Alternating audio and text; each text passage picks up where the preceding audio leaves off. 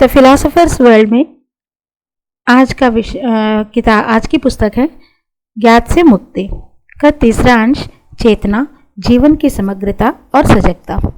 ज्यों ज्यों आप अपनी संस्कारबद्ध मानसिकता के प्रति सजग और सचेत होने लगते हैं, त्यों त्यों आपका परिचय अपनी संपूर्ण चेतना से होने लगता है। मनुष्य की चेतना एक विराट क्षेत्र है। इसी क्षेत्र के भीतर चलता है विचारों का सारा खेल और इसी में फैला है मानव संबंधों का संपूर्ण जाल। हमारे सारे के सारे उद्देश्य, इरादे, आशाएं, इच्छाएं, सुख भोग, भय, अंतःप्रेरणा, लालसा और उत्कंठा, सुख दुख और हर्ष विषाद चेतना के इसी जगत के हिस्से हैं। लेकिन चेतना के इस जगत को हमने विश्लेषण हेतु दो हिस्सों में विभाजित कर रखा है, सक्रिय और निष्क्रिय। अर्थात चेतना का ऊपरी तल और चेतना का भीतरी तल। हमारे सामान्य विचार, भावनाएं, दैनिक क्रियाकलाप चेतना की ऊपरी सतह पर ही घटित होते हैं और इस सतह के नीचे छिपा है हमारा तथाकथित अवचेतन। सामान्य स्थितियों में इसका हमें पता भी नहीं चलता। कभी कभी सूक्ष्म संकेतों से हमें इसकी खबर मिलती है। हमारे स्वप्न और हमारी अंतर्दृष्टि इस अवचेतन की ही अभिव्यक्ति है। हमारा अधिकांश जीवन चेतना के ऊपरी तल पर ही जीते हुए बीत जाता है।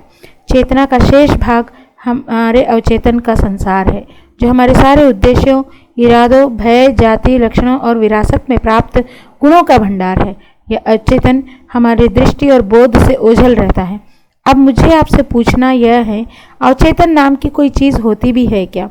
इस शब्द का प्रयोग हम काफ़ी धड़ल्ले से करते हैं और इसके अस्तित्व को हमने स्वीकार भी कर रखा है। इस स्वीकार के साथ ही मनोवैज्ञानिकों और मनोविश्लेषकों की विशिष्ट शब्दावली और आकर्षक मुहावरे भाषा में टपक पड़े हैं। तो क्या सचमुच अवचेतन नाम की कोई पृथक सत्ता है हमारी चेतना के भीतर? और आखिर हमने इसे महत्व क्यों दे रखा है? मुझे तो लगता है हमारा अवचेतन भी उतना ही सतही, छिछला, दिखावटी, मूढ़, संकीर्ण, संस्कारबद्ध, कट्टर, धर्मांध और चिंताग्रस्त है जितना कि हमारा चेतन मन। तो क्या ये संभव है कि हम चेतना के संपूर्ण क्षेत्र के प्रति समग्र रूप से सजग और सचेत हों? मात्र उसके एक खंड, एक अंश के प्रति नहीं। अगर आप इसकी समग्रता के प्रति सजग और सचेत हो पाएं तो इसका अर्थ यह हुआ कि आपका जीना और कार्य करना पूर्ण होश और ध्यान के साथ हो रहा है, केवल आंशिक होश और ध्यान के साथ नहीं। इसे ठीक ठीक समझ लेना आवश्यक है, क्योंकि जब आप चेतना के संपूर्ण क्षेत्र के प्रति समग्र रूप से सजग और सचेत होते हैं तो आपके भीतर संघर्ष के लिए जगह नहीं बचती। संघर्ष केवल तब पैदा होता है जब आप चेतना को, जो हमारे संपूर्ण विचार, अनुभूति और कृत्य का भंडार है, विभिन्न तलों और हिस्सों में बांट देते हैं। हम खंडों में ही जीते हैं। अपने ऑफिस में आप एक चीज़ हैं, घर पर बिल्कुल दूसरी। बात तो आप लोकतंत्र की ही करते हैं और दिल से हैं पक्के निरंकुश और स्वेच्छाचारी। पड़ोसियों के प्रति अपने प्रेम की चर्चा करते आप थकते नहीं और हकीकत है कि द्वेष और स्पर्धा की तलवार से आप उन्हें मारने पर तुले रहते हैं। तो आप इस तरह आपके भीतर का ही एक हिस्सा दूसरे हिस्से से बिल्कुल बेखबर, अलग और स्वतंत्र होकर दिखता है और कार्य करता रहता है। क्या आप स्वयं के इस खंडित अस्तित्व से अवगत हैं? इसके प्रति सजग और सचेत हैं?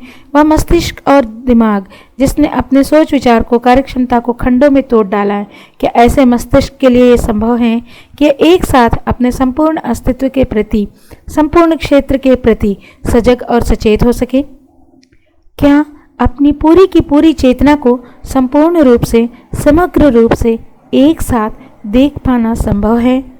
जिसका अर्थ हुआ, क्या हमारे लिए एक समग्र मानव हो पाना संभव है? अब अगर मैं या स्व की पूरी संरचना और ढांचे को उसकी सारी असाधारण जटिलता के साथ समझने की दिशा में आप रुक रुक कर धीरे धीरे आगे बढ़ते हैं, परत दर परत उघाड़ते हुए, अपने एक एक विचार, अनुभूति और उद्देश्यों को जांचते और परखते हुए, तो आप विश्लेषण की एक अंतहीन प्रक्रिया में उलझकर रह जाएंगे, जो महीनों और वर्षों तक चलती जाएगी।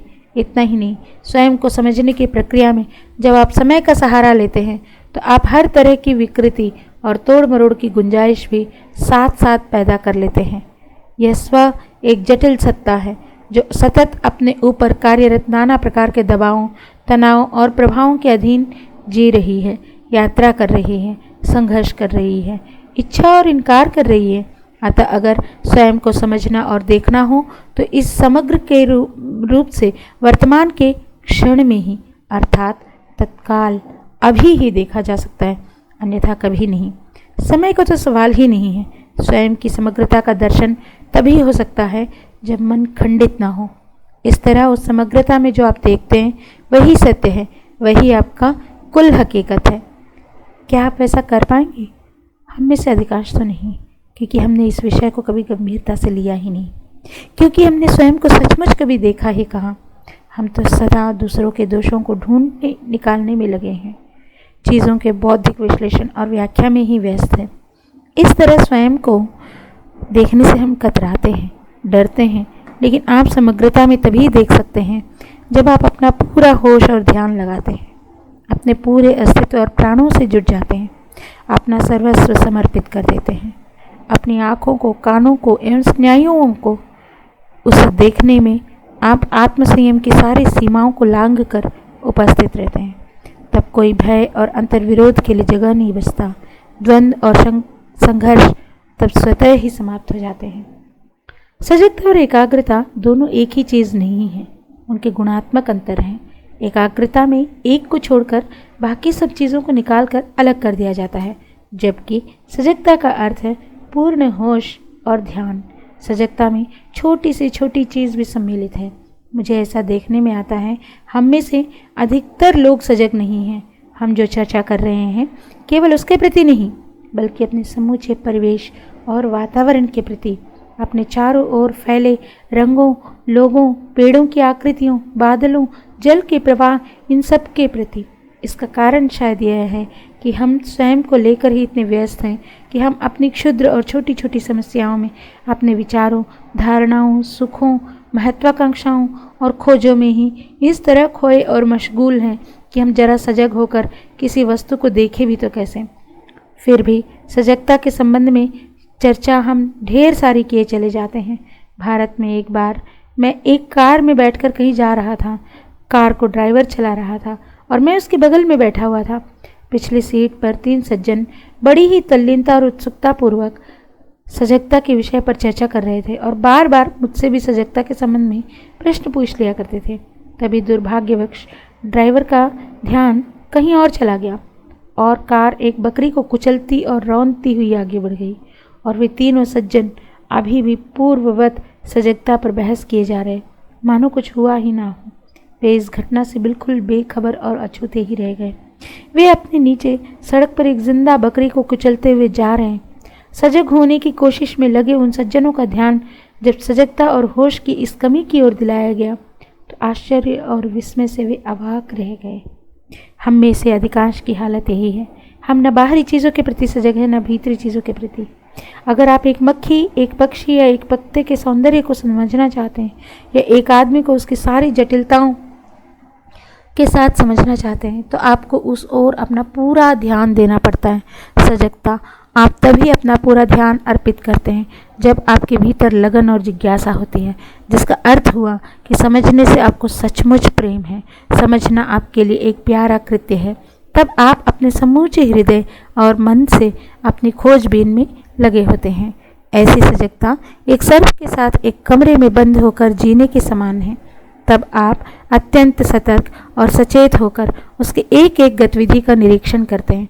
वह हल्की से हल्की ध्वनि या फुफकार भी करता है तो उसके प्रति आप प्रचंड रूप से संवेदनशील और सजग रहते हैं। होश और ध्यान की ऐसी अवस्था ही समग्र ऊर्जा है।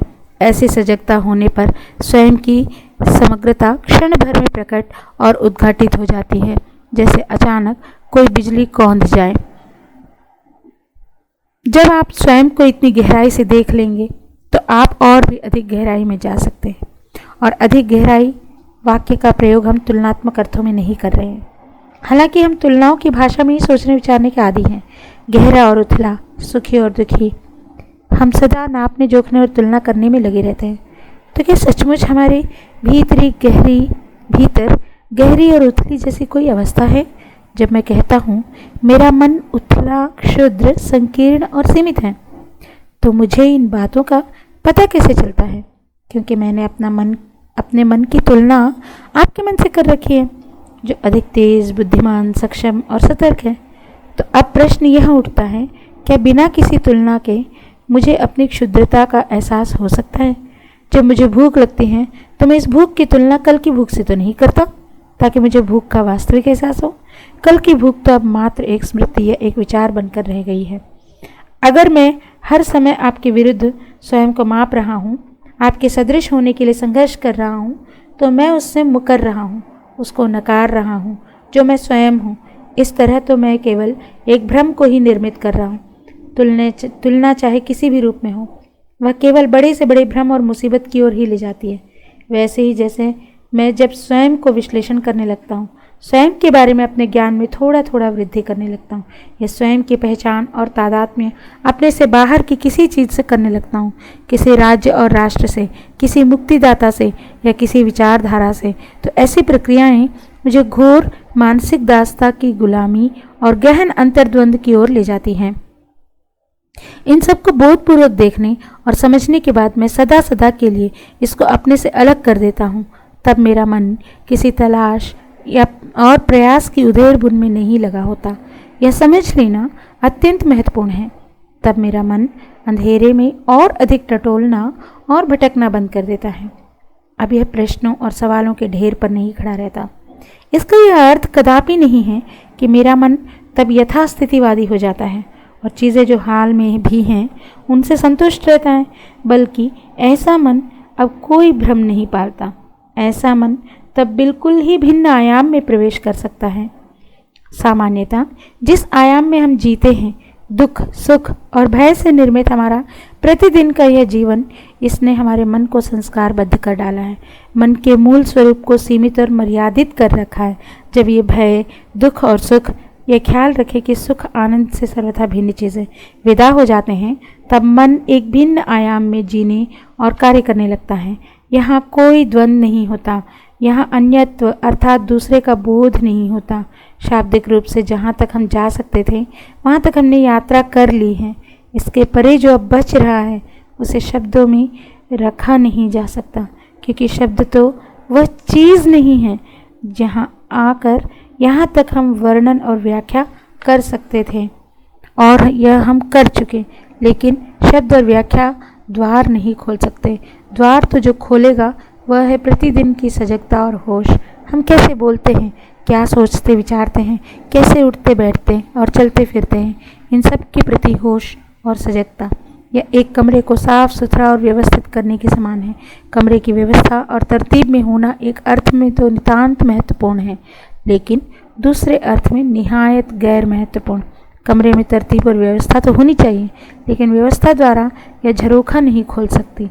द्वार जिससे खुलेगा वह आपके संकल्प और इच्छा से अछूती कोई और ही चीज़ होगी। आप संभवतः उसे आमंत्रित नहीं कर सकते। आप अधिक से अधिक इतना कर सकते हैं कि कमरे को स्वच्छ और व्यवस्थित रखें, अर्थात आप सद्गुणी हों। सद्गुणों की खातिर, इसलिए नहीं कि इससे कुछ प्राप्त होगा। साथ साथ आप विवेकपूर्ण, स्वस्थ चित्त और सुव्यवस्थित हों, तब शायद आप भाग्यशाली हैं। तो झरोखा खुलेगा और स्वच्छ शीतल हवा भीतर प्रवेश कर जाएगी, या नहीं भी कर सकती है। अंततः सब कुछ आपके मन की दशा पर निर्भर करता है, और मन की दशा को समझेंगे तो आप ही ना इसके सतत निरीक्षण द्वारा, बिना कभी इसको किसी आकार में समेटने का प्रयास किए, बिना कभी पक्ष लिए हुए, बिना कभी विरोध, सहमति, सहयोग, निंदा और फैसले के, जिसका अर्थ हुआ बिना किसी चुनाव के मन का निरीक्षण करते रहना। इसी चुनाव रहित सजगता से शायद कहीं द्वार खुले और आप जान पाएं कि वह कौन सा आयाम है जिसमें द्वंद्व और समय सदा के लिए मिट गए हैं। धन्यवाद।